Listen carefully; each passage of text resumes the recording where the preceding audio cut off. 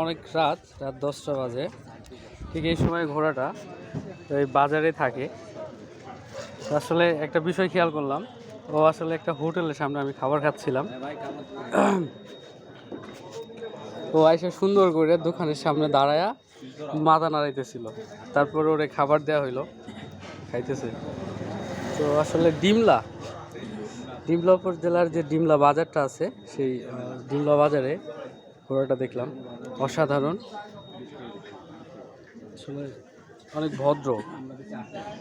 সচরাচর এরকম মানে ওপেন একটা পুরো বাজারে ঘোরে, কাউকে কামড় দেয় না বা লাঠি গুতা কিছু দেয় না।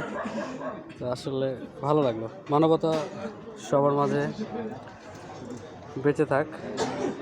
প্রাণীরাও শান্ত, তাদেরকে শিখালেও শেখে। যেমন আমাদের মতো বাঙালিদেরকে সব কিছু শিখালে তারা আসলে অন্যটাই বেশি প্রাধান্য দেয়। আসলে এখান থেকেও আমাদের শিক্ষা নেওয়া উচিত। ধন্যবাদ সবাইকে, সবাই ভালো থাকবেন, সুস্থ থাকবেন। আবার দেখাবো অন্য কোনো ভিডিওতে। এই পর্যন্ত নিজেদের যত্ন নেবেন। আসসালামু আলাইকুম।